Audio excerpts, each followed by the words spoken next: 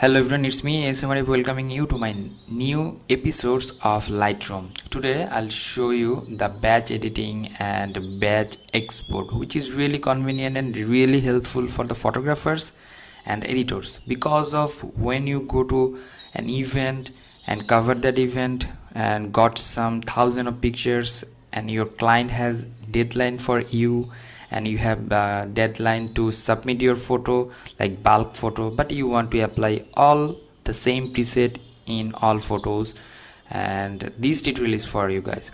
So let's start the tutorial. If you are new in my channel, please do subscribe and hit the bell icon for the new notifications. Subscribing is free actually. So here suppose we want to just edit this photo, or we can choose photo.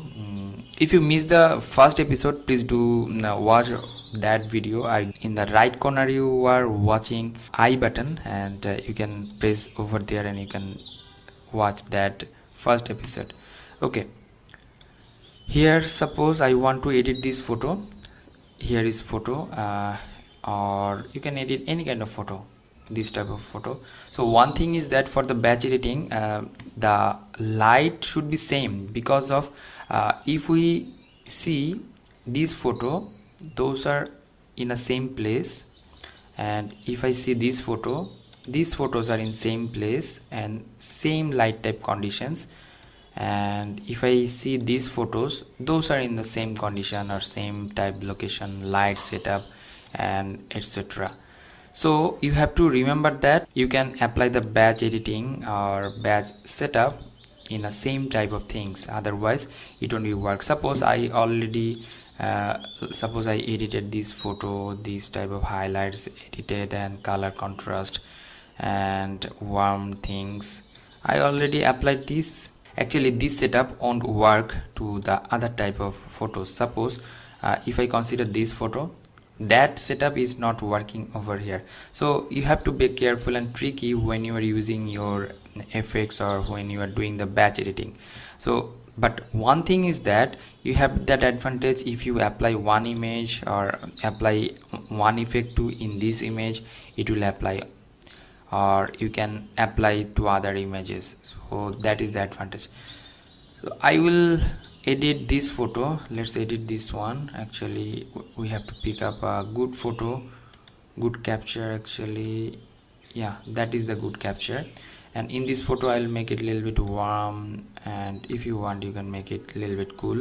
So if you make it cool, it will be like in a morning lights. Okay, that's fine.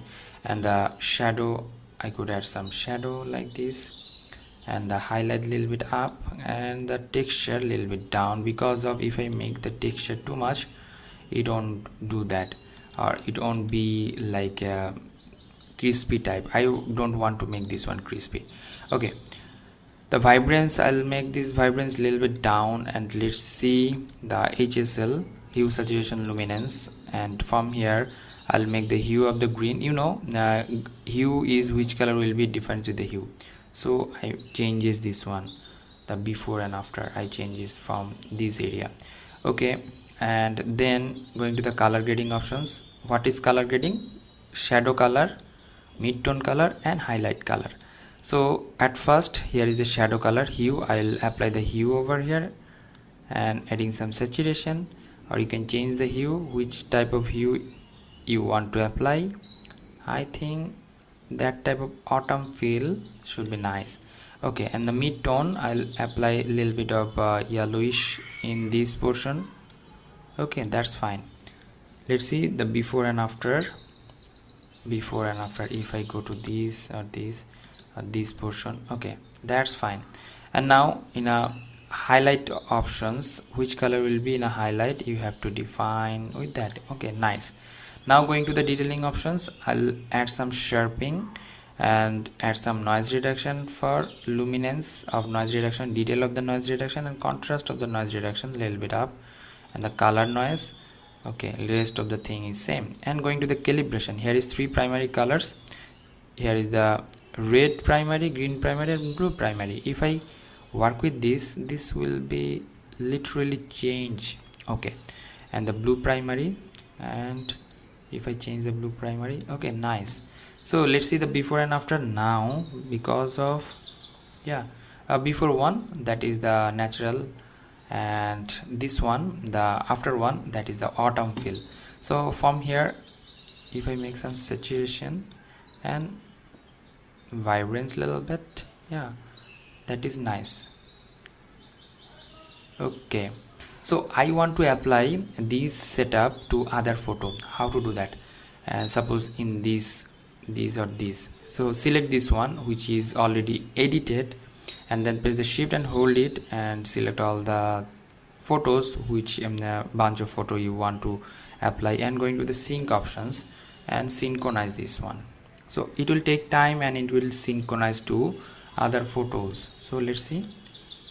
Okay, number 1, number 2, 3, 4, 5. Actually this one is a misfocus photo actually, and this. So we can now export those things, selecting all the photos at a time and going to file and going to export options. From this portion, choose the folders. So my next episode will be into the export files or export menu, because of here is lots of things and lots of discussion with this menu, and lots of things will be amazing. So in this case I'm going to the choose options and going to here going to second episode and output all and choose this and output OP. I'm giving the name OP. That's good, and export.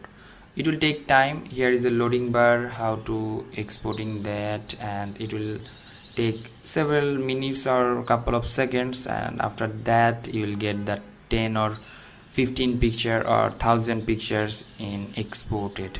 So this is the convenient way, and this is very amazing to do that. That means if you have deadline, you can edit one types of photo or 2 or 3 types of photo, and you can apply that photo effects to other photos and export in one time or at a time. So let's see the exported folder. Going to here, there, and episode 2 and OP. So let's see this one. 1 2 3 4 5 6 7 8. So this one already added the watermark, so I'll show you in third episode how to add the watermark. So that's all for today. Have fun, be healthy, keep me in your prayers. Bye bye.